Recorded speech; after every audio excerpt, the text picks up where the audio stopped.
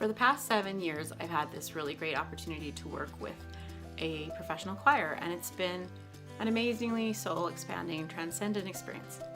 But however, I noticed a really great lesson that applies to Sugar-Zen, and that is that every time I would walk in, this wonderful guy named Hal, who always wears tie-dye t-shirts, always had this enormous bag of Ricolas. Ricola, whichever. They're little cough drops, they're herbal, and they're really good.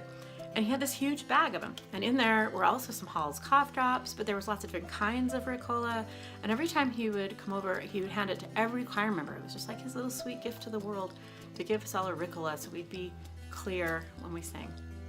And he, for the longest time, for literally years, I was always fishing because I liked the square ones. I liked the square ones that tasted that one way, but had that color of wrapper. And so he'd hold it out to me, just kind of looking at gift horse in the mouth, right? And I'd be like, oh, thank you, Hal, that's great. Square. And then I would be happy because I got what I wanted. And then I started over time, accidentally grabbing the wrong one or whatever, and noticing like they all taste different.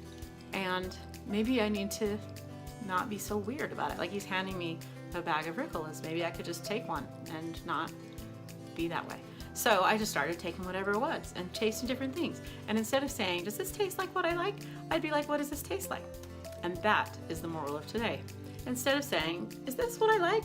We can sometimes just say, what does it taste like? It's the same with wine. I read about wine tasting and how that works. And that you're not supposed to just be like, do I like this? No.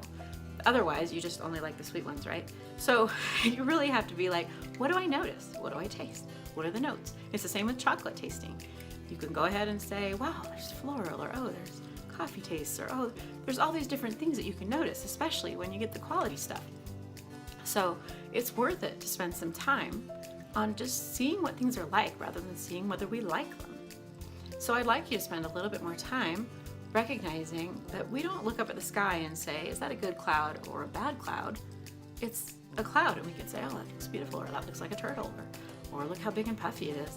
And it's just an observation of what it is versus a judgment on what we think about it.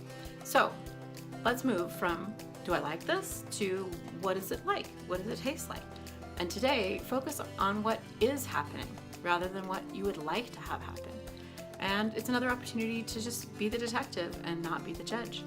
Also, when it comes straight down to food and to sugar, it's a way for you to appreciate your food. We talked about this before, that enjoying food is a big part of the Respect and the Sugar-Zen program, that you have to taste it and enjoy it, and that sometimes you eat stuff that's just food, like you have to eat this broccoli or you have to eat this asparagus.